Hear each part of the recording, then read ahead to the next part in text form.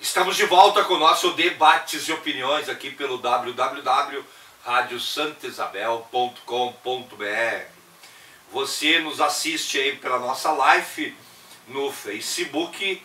Vamos ver quem é que está nos acompanhando aqui. O Carlos Alberto Alves, a Rita Seiberti, o Ednei Camargo, o José Renato Rodrigues de Araújo, a Silvia Nunes, bom dia Silvia, a Mari Maria, a Núbia da Silva dos Santos, bom dia para você também, Núbia.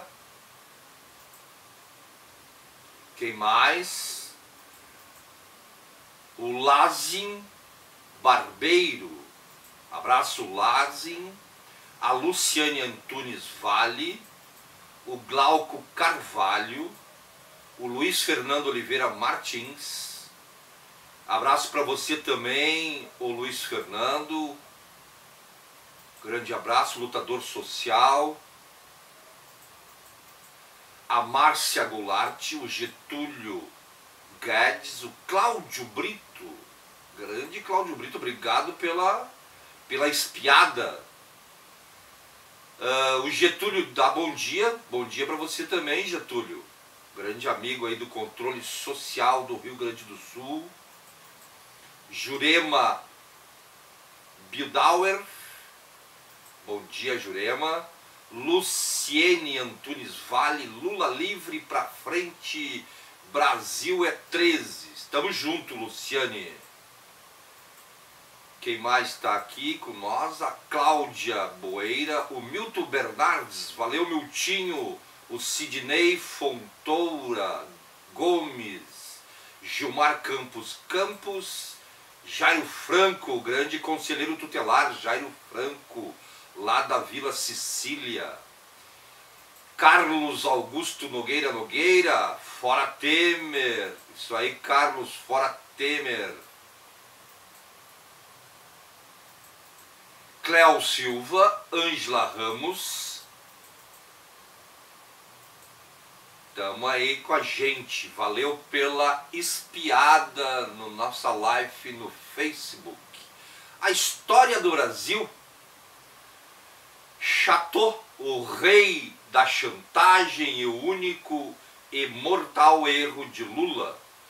Francisco de Assis Chateaubriand, ao longo de seus 40 anos de vida criminosa, entre 1928 e 1968, Chateau achacou e corrompeu todos os presidentes brasileiros, excetuando-se apenas um, João Goulart.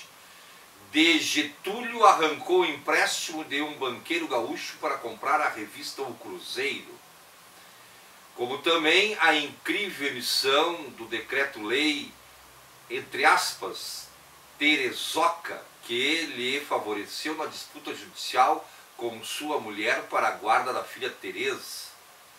De Dutra exigiu a imediata demissão do ministro da Educação, recém-nomeado por ser um desafeto seu.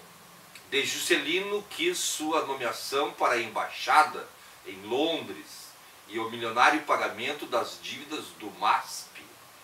Dos ditadores de 1964 extraiu o apoio ao seu império midiático, até o grande jurista Nelson Hungria, que na condição de juiz estava de férias no interior de Minas Gerais, foi buscado para reassumir a 4ª Vara do Rio de Janeiro e anular a sentença de um substituto que havia contrariado os interesses de Chateau.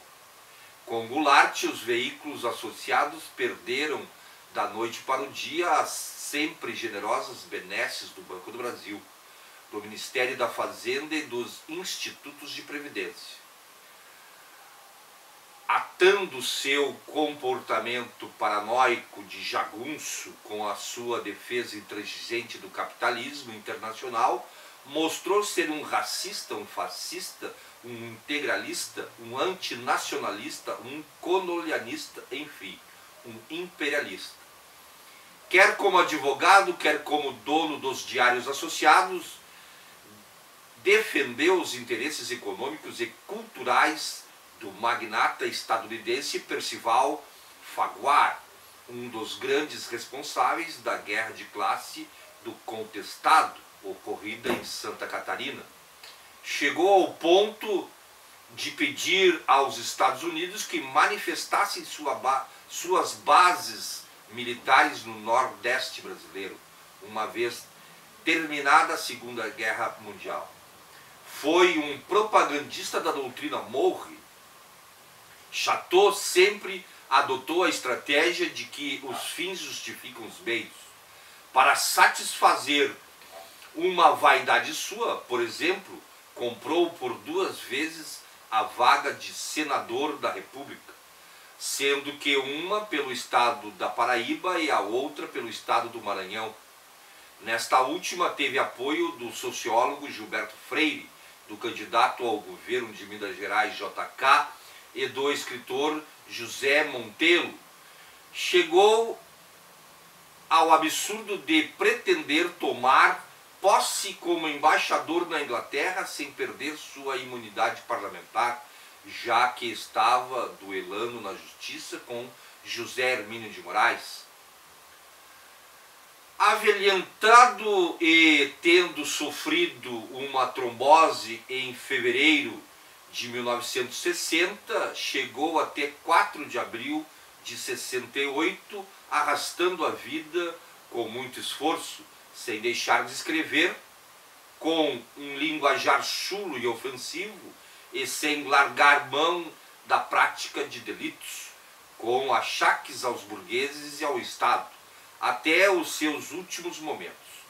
Roberto Marinho, seu herdeiro, cresceu com o golpe de Estado de 1964, transformando jornais, rádios e TVs em defensoras da ditadura, da ideologia das classes dominantes e da abertura da economia aos interesses dos Estados Unidos. Abre aspas. Sim, eu sou o poder, fecha aspas, admitiu Marinho para fazer tudo o que realizara Chateau, mas agora com métodos mais modernos. Abre aspas. O país, fecha aspas, afirmou Leonel Brizola. Abre aspas, tornou-se ingovernável com esse monstro deformando e distorcendo o funcionamento das instituições. O poder da Globo é incompatível com a existência de um povo livre. Nenhuma nação que se preza admitiria uma situação como a que está criada aqui com a Globo, fecha aspas, disse Leonel Brizola. Em 2003, as organizações Globos passavam por graves dificuldades financeiras e Lula presidia o Brasil. Este seria o momento propício e perfeito para quebrar o monopólio desse grupo e matar a serpente para democratizar as comunicações do Brasil.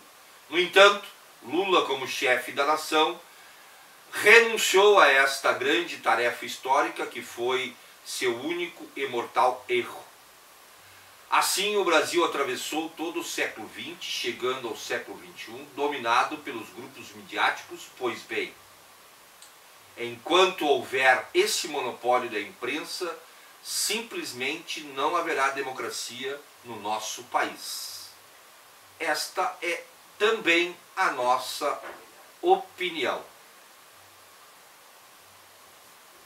São 10h29, a gente tem mais uma notícia aqui no nosso Debates e Opiniões.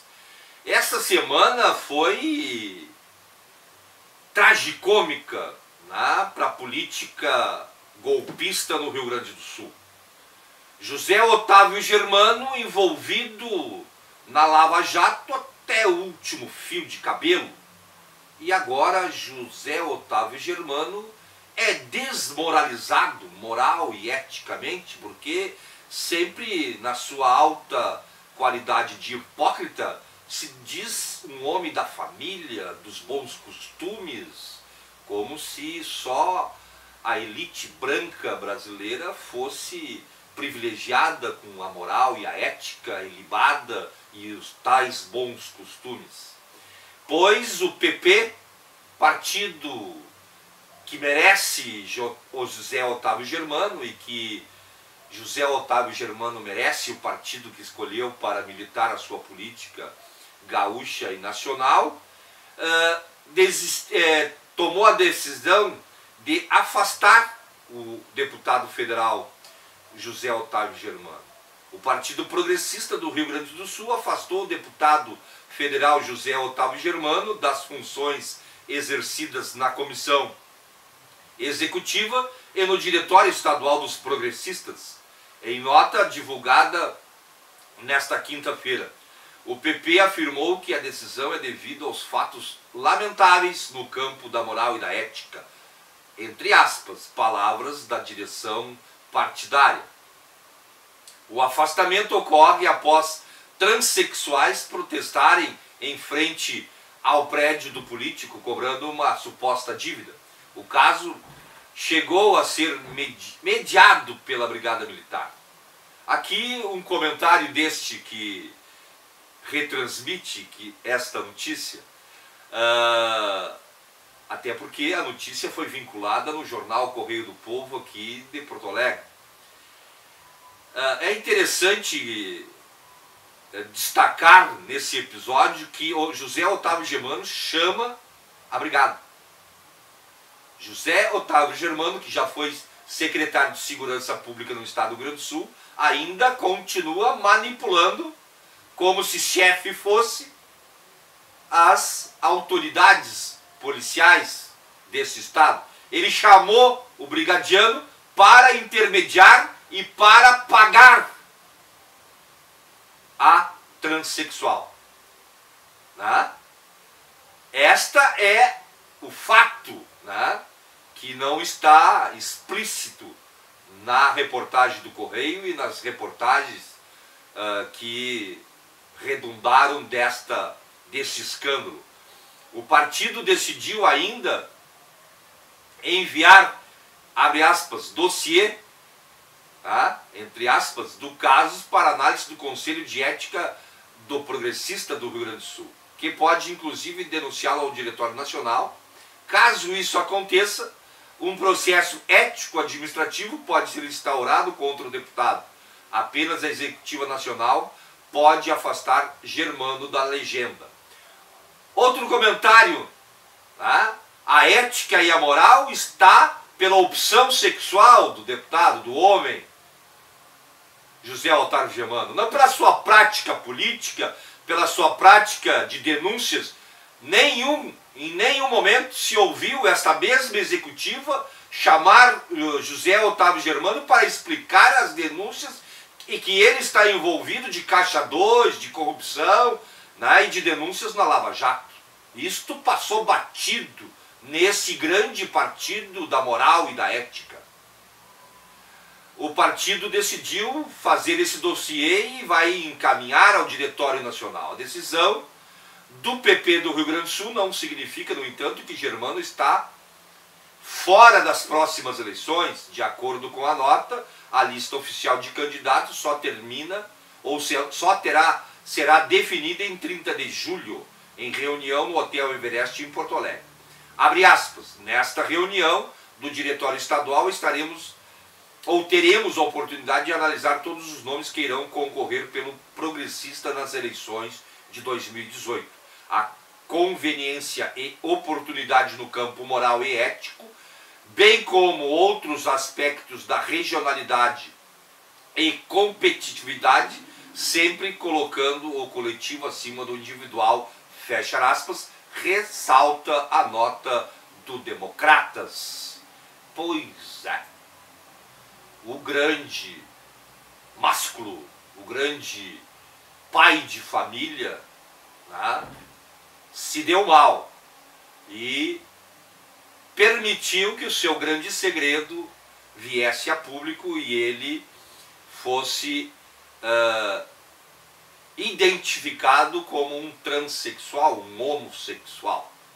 Transexual não sei se ele é, mas homossexual acredito que sim. Carmen Lúcia deixa pedido de liberdade de Lula fora da pauta do STF de agosto. O STF divulgou nesta sexta 29 a pauta de julgamentos previstos para agosto, que quando a corte volta do recesso. A presidente e ministra Carmen Lúcia não incluiu nela o pedido de liberdade feito pela defesa do ex-presidente Luiz Inácio Lula da Silva. O pedido de liberdade ou de substituição da presa por medidas cautelares foi liberado nesta quinta 28 pelo relator Edson Fachin para análise em plenário. Até agosto a pauta de julgamentos ainda poderá mudar. Nos últimos dias a defesa de Lula apresentou 3 recursos diferentes ao STF. Todos pedem sua soltura e 2 giram em torno de uma questão estratégia para a defesa. Se o pedido de liberdade deve ser julgado pelo plenário, formado por 11 ministros, ou pela segunda turma, da qual Fachin faz parte. A defesa quer analisar a análise da turma formada por 5 ministros, porque as decisões têm sido mais favoráveis a investigados e condenados na Lava Jato. Na última terça-feira, 26, por exemplo, a turma soltou por 3-1 o ex-ministro petista José Disseu. Os advogados entenderam que a segunda turma é o juiz natural para analisar o caso de Lula. Mas tanto a segunda turma quanto o pleno e principalmente a presidenta Carmen Lúcia, eu nem sei, ela não gosta de chamar ela de presidenta, então a presidente Carmen Lúcia se nega a colocar a pauta, né? Quando chega no processo do Lula, se há interesse do juiz, coloca na pauta. Se não há interesse do juiz, não coloca na pauta.